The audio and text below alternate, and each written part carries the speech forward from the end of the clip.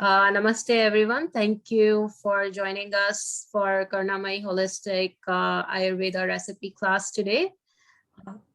I would like to introduce Dr. Shweta Hegde. She's an Ayurveda doctor from India, and she's an MD doctor in Siddhant Samhita. And she will be teaching us an interesting recipe of herbal chocolate today. And she will also highlight the importance of the ingredients in the chocolate as it relates to Ayurveda and what are its benefits and the combination of these ingredients in Ayurveda. So I welcome Dr. Shweta Hegde on our platform once again to share with us an Ayurveda recipe. Thank you, Dr. Shweta, and I will pass on the mic to you now. Thank you. Yeah. So thank you, Gauri. Thank you. Thank you so much. Welcome everyone. So today we will learn a different and unique recipe. So that is called chocolate, like katamita chocolate, which is prepared with tamarind. So first we'll understand what is recipe, and then we will understand what is the benefits of tamarind, jaggery, etc. Gauri, can you share? Can you enable screen sharing?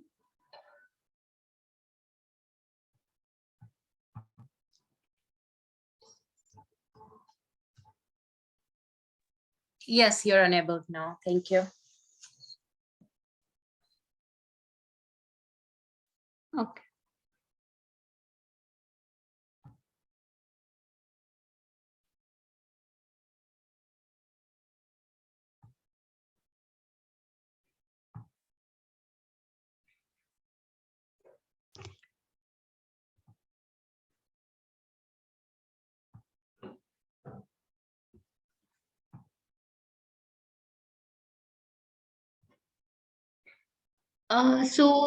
Today we're going to understand or we're going to learn about the chocolate, which is called khatta meetha chocolate, because it is having the sweet items also, and it is having sour items also. So in Hindi, if we say khatta means sour and meetha means sweet.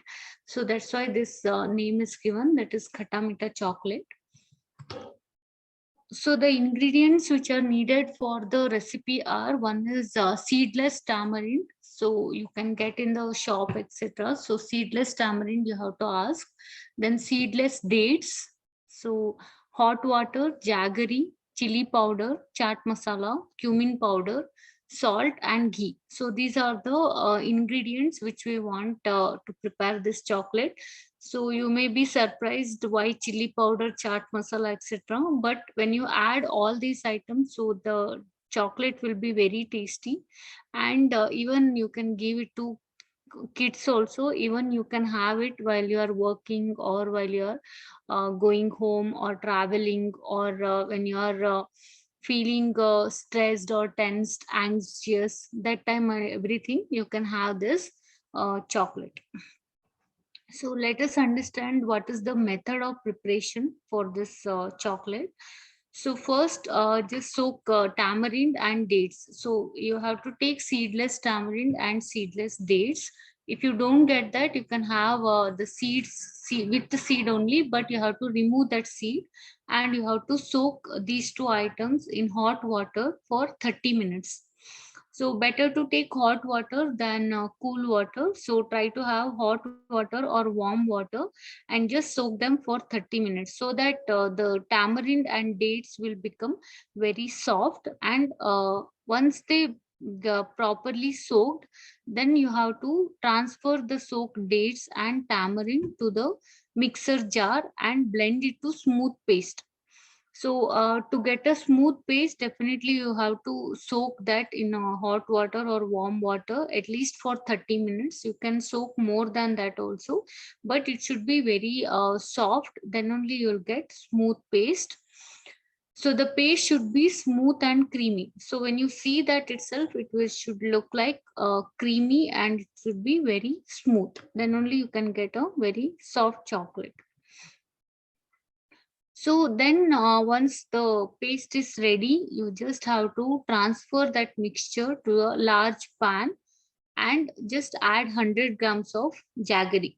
So if you see this ingredient, so how much tamarind you are taking, the same quantity of jaggery should be taken. Then only there will be a matching of the sour and the sweet taste. So that's why you have to add equal quantity of tamarind and equal quantity of jaggery. Then you just cook it on medium flame until the mixture starts to thicken. So try to keep medium flame or low flame. Don't go for high flame, because if you give high flame, it may burn also. So that's why better to go for a medium flame or low flame. And when you're cooking, so continuously you have to stir it, otherwise the bottom layer may stick to the pan. So that's why when you add jaggery, just stir them and cook on a medium flame. So it starts thickening. So you can see in the image, that is when jaggery is added, it will be a smooth paste, and when the jaggery starts melting, it will get thicken. So here you can see a clear picture. So here you can see the color of chocolate also here. So once the jaggery is melt and once the mixture is becoming thick, then you have to add 1 teaspoon of chili powder and 1 teaspoon of salt, chaat masala, and half teaspoon of salt and 1 teaspoon of ghee. So when you add all these things, so what happens is taste of the chocolate will become very nice. So just mix them well, and medium flame you have to cook. So when the mixture starts to thicken and leaves the pan, so you have to understand when I have to stop the cooking means when you keep your spoon like this, so it should leave the pan.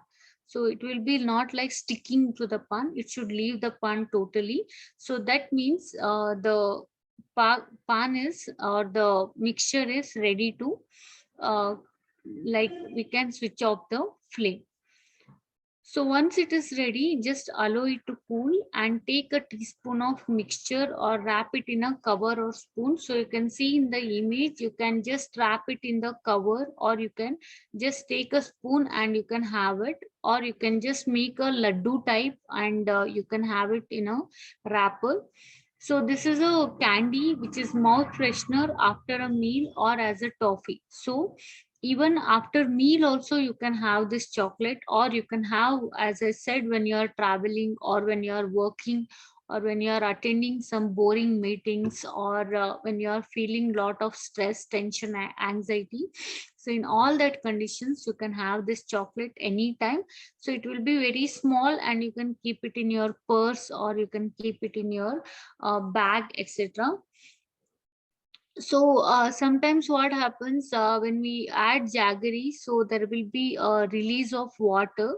So if you feel it is more watery, then you can just keep it in the refrigerator for 30 minutes, and then you can wrap it in cover. That means when you prepare this the last mixture, so if you feel it is more watery and you cannot make a bowl, or you cannot make a cannot wrap in the cover, then you can just keep it in the refrigerator for 30 minutes. Then you can wrap it in the cover or the spoon. So you can try this recipe, because it's very good, even though it is looking very simple, and even the you can think it may be sour, sweet, etc.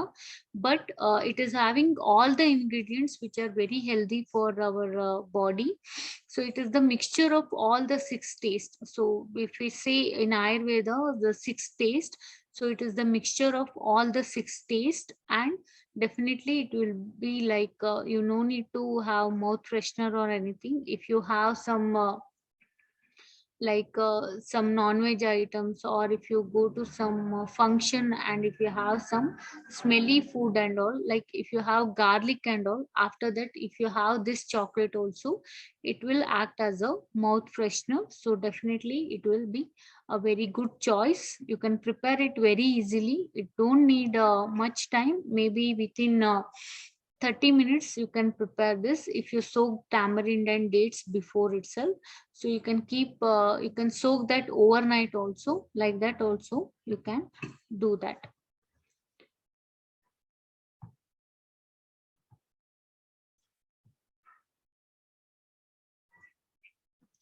So this is about the recipe. So again we'll just take the glimpse of the recipe. So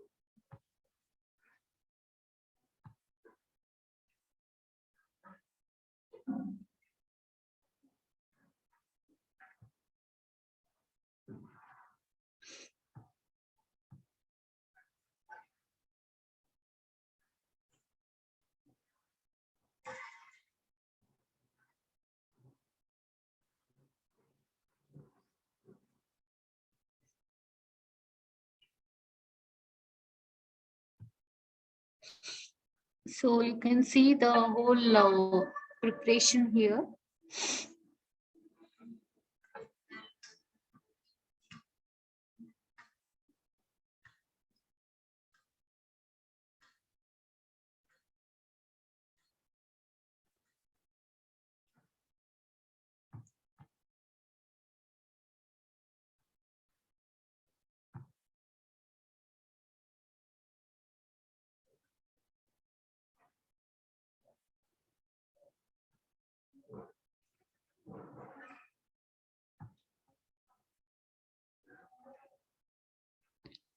So that is a very simple recipe. So now we'll understand. We couldn't see though, Dr. Shweta. Did you share the video?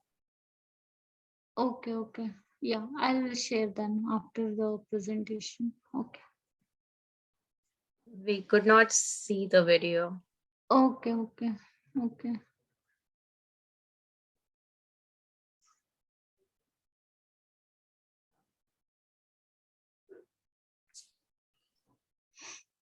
Okay, I'll share them. Yeah.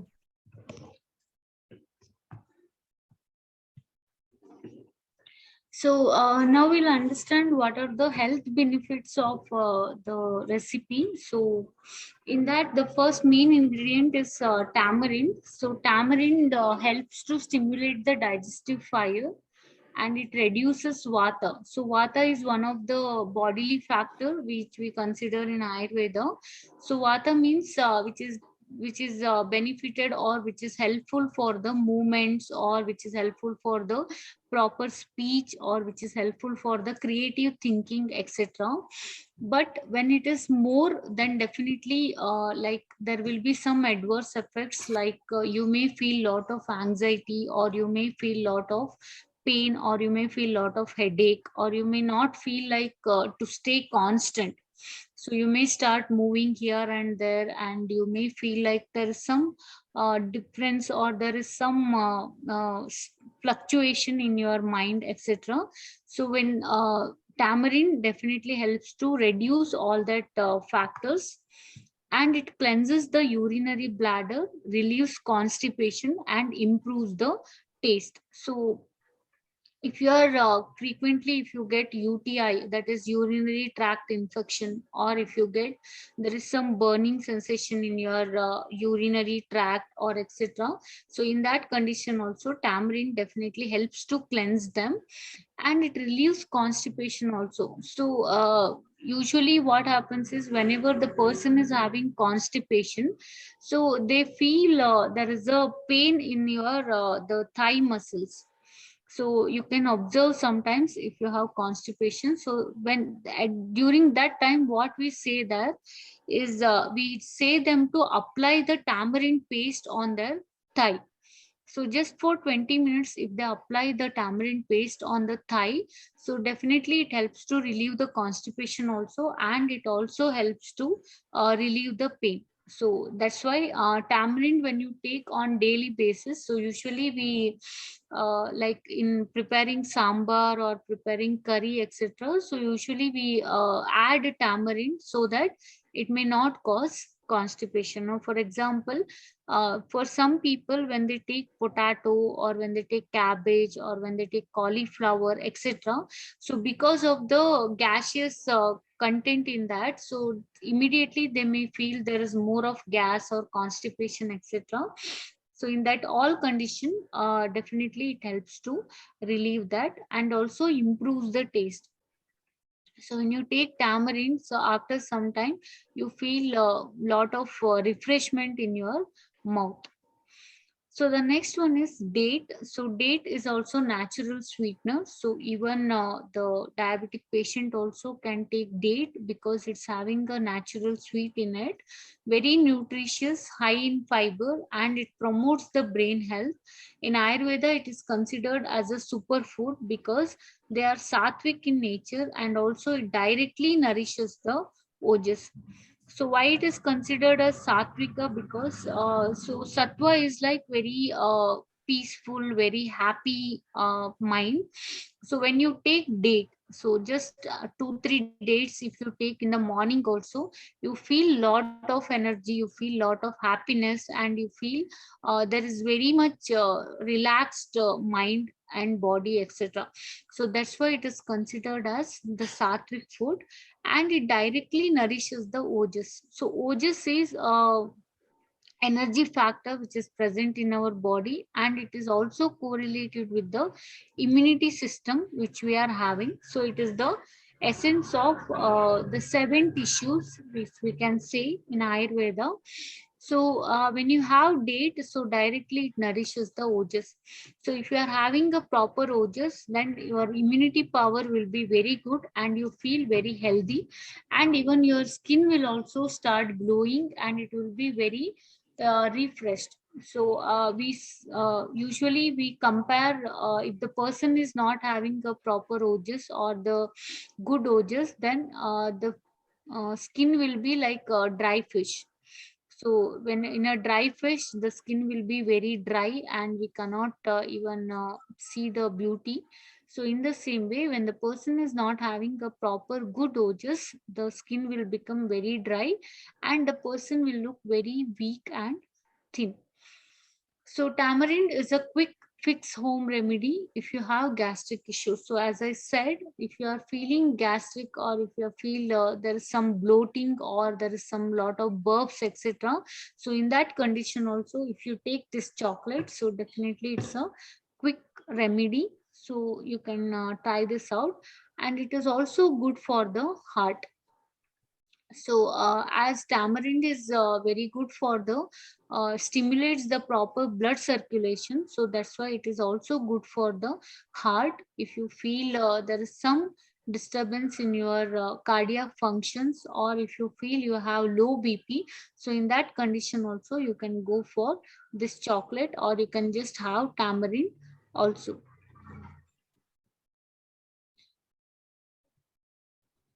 So this is about the recipe. So today we'll understand the one of the main principle of Ayurveda, that is the meal plan. So we all have meal every day, but we should understand that which taste we can have in the beginning and which taste we can have in the middle and which taste we can have in the end. So what is the benefits of having this different taste in the beginning, middle, and end, so that we can understand today. So Ayurveda suggests that we should start with something sweet, as something sweet takes the longest to digest. So next in line should be sour, and last should be something spicy. Eating the sweet item first enables the flow of digestive secretions. By pushing the sweets to the last, you slow down your digestion. So here, the first thing we have to understand is whenever you are having some meal or whenever you are having some food, so definitely you should start with the sweet item, because sweet will take a longest time to digest.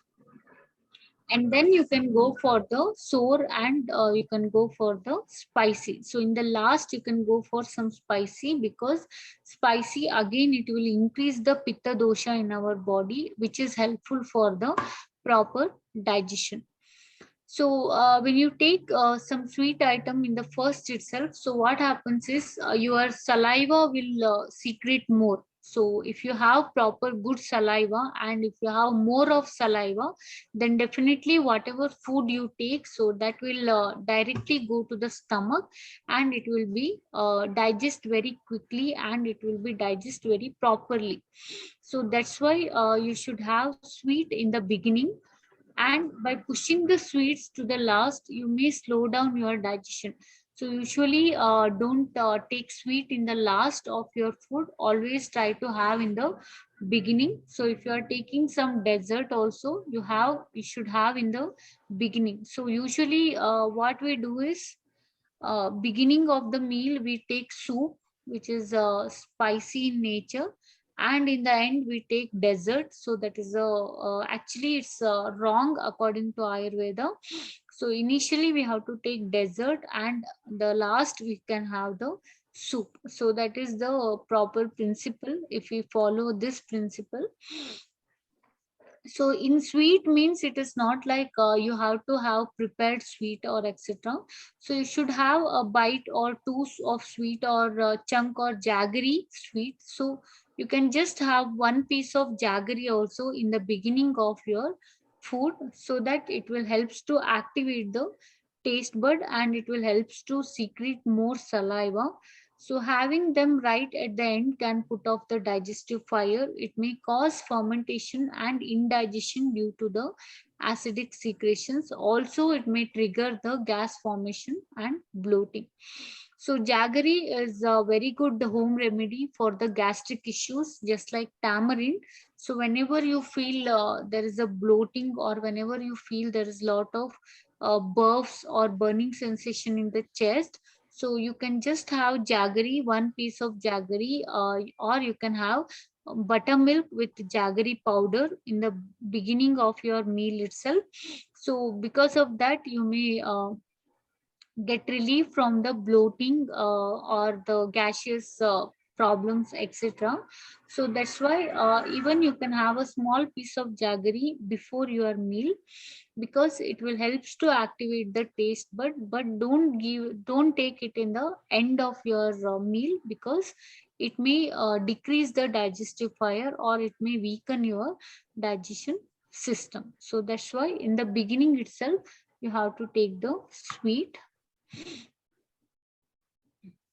So that's why Ayurveda suggests that one must start with something sweet, and then you can have sour and salt, and finally something spicy or astringent. That's why in the end of your meal or after meal, usually there is a ritual of having betel leaf pan.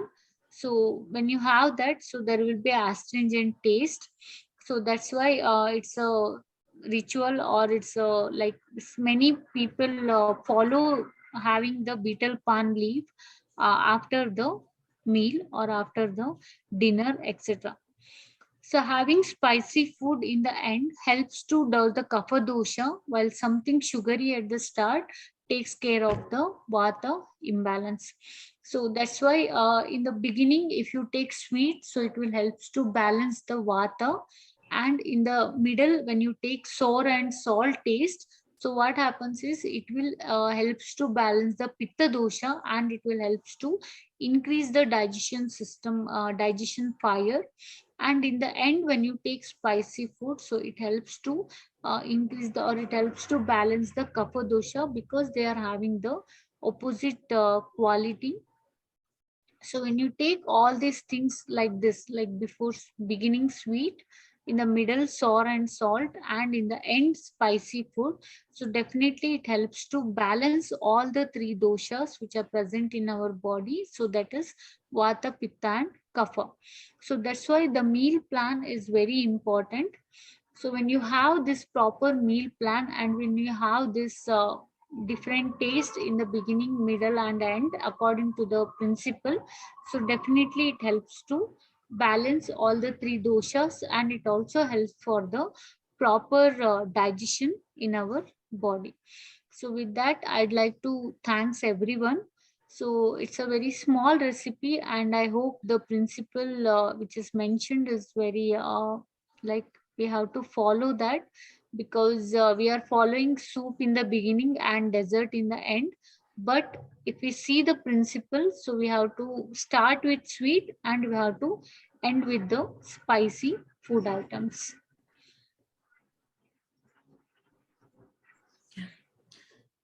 Thank you, Dr. Shweta. It was a wonderful webinar. Very detailed and very informative. And I can't wait to try the amazing chocolate. And it will be a very new experience for me also to try a chocolate like that, because I used to love chocolates and I left it completely. Yeah. So I look forward to a healthier version.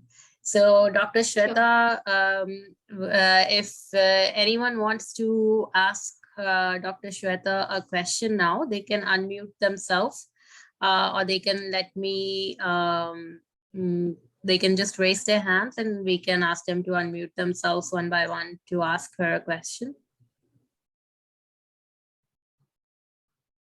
Anyone has any question? Melody? I have just a quick question. Thank you so much, Dr. Shweta. I always enjoy listening to you. And I'm also looking forward to making this recipe. So if I was going to have something sweet at the beginning of the meal, would I have this, this sweet and sour chocolate? And if so, how much would I have? A half a teaspoon? What would you recommend? Yeah, you can have this chocolate itself. Like if you can just make a small bowl, a ball, or you can have half teaspoon. Yeah, you can make like that. Okay, thank you. Yeah. But in general, does it mean that when you eat sweet at the beginning of your food, that means that your dessert should be whatever you're eating, whatever dessert you're eating, you should start with it. Like if you're eating a pie or anything, you should eat that first, then you should eat your food, and then you should like have something spicy to digest it, for proper digestion.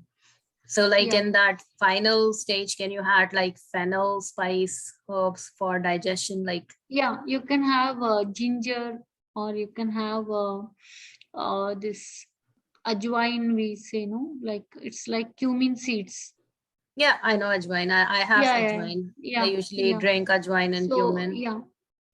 Yeah, so that like it should be spicy in taste, so that you have to take. So it is ginger also, you can have a small piece of ginger once your meal is completed, so that it helps for the good digestion. Yeah. In South India, though, they have this custom to have buttermilk at the end of the meal. Yeah. Which is prepared with the masala, like which is prepared with ginger, even the garlic, coriander leaves, etc. So even in marriages also, first they will start with the sweet itself. They will give a small amount of kheer or something, sweet only, and in the end, payasam, yeah. Okay, that's nice to hear. That's very informative. Anyone else has a question? Yeah, I have a question. Thank you, Dr. Shweta, for the wonderful recipe. I was wondering which, so you said that we need to start with the sweet and then the sour and then the spicy. Which of these three does a yogurt or a curd fall into? Is that into sour category and needs to be taken in the middle of the meal? I did not hear actually last sentence. Yeah, so the curd or yogurt, does that fall into the sour, like the sour category, which you said needs to be taken in the middle? Sour means we can say like this pickle, or which is like rasam and all we prepare, no, which is sour in taste. It's see. not compulsory that you have to take sour taste, but if you are taking also, it should be in the middle of your food. So But like what about buttermilk and curd? They are also sour, right? Curd and buttermilk. curd you can have in the middle of your meal.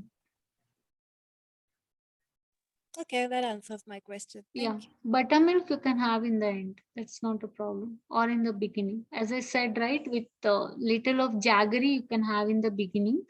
And if you're having with like some spices, then you can have in the end.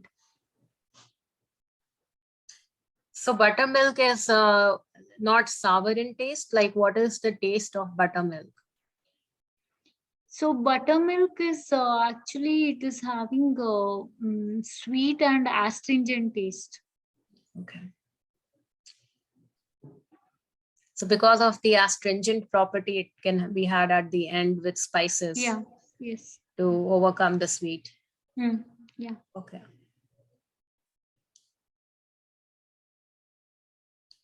Anyone else has any question? Well, since we're talking about Indian food, something that I love that's very sweet and I don't have very often is burfi. Could you have burfi at the beginning of a meal? It's very sweet, but it's delicious. Yeah, you can have. Burfi also you can have. One burfi, one piece of burfi you can have. Okay, great. Thank you. Yeah.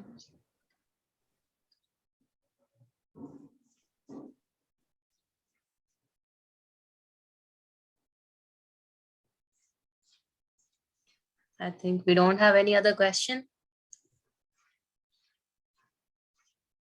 Any suggestions for Dr. Shweta for next recipe? She'll be back again next month.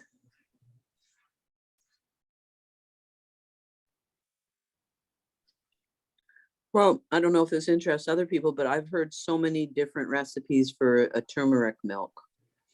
And I don't know which one is the best and why there's variations. So I don't know if yours includes all of the ingredients that I've been told or some of them, but I'd be interested in knowing what's the best turmeric milk to have. I think Dr. Shweta, do you want to share a recipe of turmeric milk next time with us? The golden milk that people often call these days. Right. Yes. But some people are lactose intolerant here in Western society, especially. So I hope you could give some alternative options to them, which are healthy. I'm okay with cow's milk. We get A2, the same Indian breed milk here as well. So, but if you could give options of goat or maybe coconut or anything that, which is the best alternative for milk if people want to drink for cow's milk, like if people are not able to digest cow's milk. Actually, milk like alternative is we can have coconut milk or soya milk. So that is the alternatives, best alternatives. So you wouldn't recommend almond milk? I drink either coconut milk or almond milk. Okay, almond milk also is fine. Yeah, that Okay. also you can have. Yeah. Okay, great. Yeah, because soya is a lot of like genetically modified here. Yeah. Okay. And like, but if how is like goat milk compared to like how does, because Ayurveda does not speak about soya milk, right? Like there's nothing. Ayurveda don't say about soya milk. So does in it talk Ayurveda, about it's coconut milk? Yeah, coconut milk also it is not mentioned in Ayurveda. So in Ayurveda, 8 different milks are mentioned based on the animals like cow, buffalo, then elephant, then goat milk, etc. So goat is considered as which is similar to the human being. So if the person is feeling there is a muscle quantity is less in his body, then he can go for the goat meat, because goat and the human being muscles are almost having the similar quality. So that's why goat is considered as very good for all the human beings. Even goat milk also can be taken.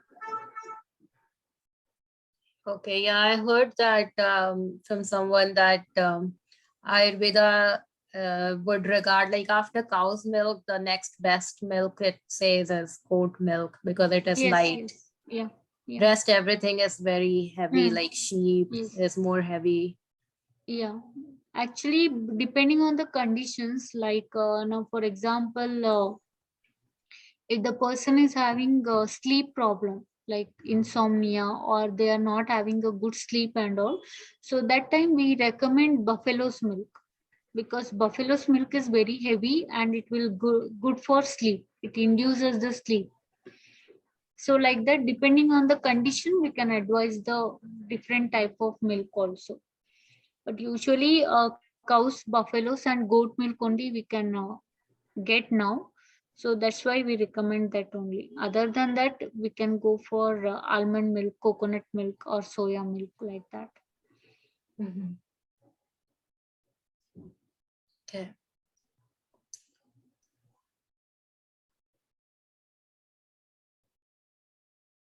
But there's nothing written in Ayurveda about the plant No, no, milk. no, no, no, no. It's not. So it's almost like a choice for people. Like, we don't know Yeah. what would be the consequences. Yes. So actually, like in Ayurveda, it is written that whenever something like we can learn whatever like required. So based on that, we are only doing some research and we are only advising. So like that, it is happening because we are not getting elephant milk or camel milk, etc. It's very rare. Like only in particular area we are getting that milks. So like that. Okay. Okay, that's nice. So, Melanie, you don't have any other question? Well, one other thing I'm just curious about. So do you know why Ayurveda does not speak about coconut milk?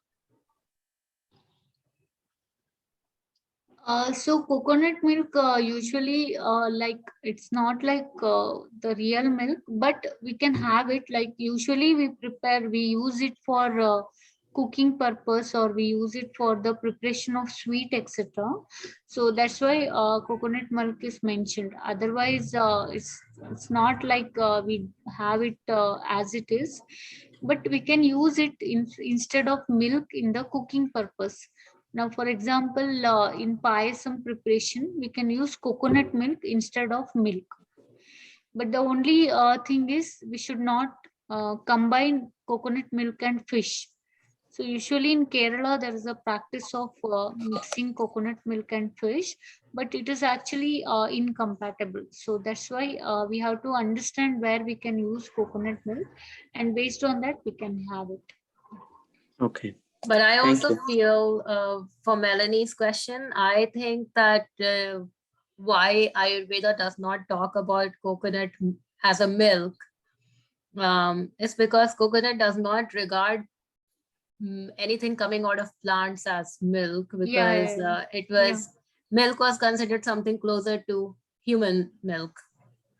Right. Because milk was something coming out of the human. So they went by the traditions, and they saw, because if we see that soya milk is not natural, it's produced in factories, yes, and yes. it is loaded with extra calcium, because it does not have the same amount of calcium as, like, it has to be fortified. But like, if you're growing a cow or a goat or a sheep or a camel in its natural environment, not in the factory, but if it's in the natural environment, it gives you everything naturally in its form. You don't need to take it out to a factory. If you can have it in your home, you don't need to take it to a factory to fortify it. So I feel that Ayurveda was more connected to nature. Right. Yeah, that makes sense. Thanks. So Okay, so I think we don't have any more questions, but it was a wonderful webinar today. And hopefully, Dr. Shweta, you can think of another really good recipe for us for next time. And we will look forward. Yeah, next time I think we can have some as turmeric milk or the preparations which we can prepare with milk items. So I think Yeah, because there's also this thing that what milk is compatible with and not compatible with. yeah. Like you said, Or even coconut milk has a compatibility issue. So yeah. So let's see. I'll also think what can be done, for lactogen intolerance people and all. So based on that, yeah, we'll do the recipe class. Yeah. do cover the dairy as well for those who do drink Yeah, milk as well. Yes. So Yeah. yes, it will be great. We look forward to Okay. it. So thank you, Dr. Shweta. Thank you, Melanie. Yeah. Thank you. Thanks to Thank you. everyone who had joined. We look forward to the next class next month. Thank Sure. you. Okay. Thank you very Thank you. much. Yeah. Thank you.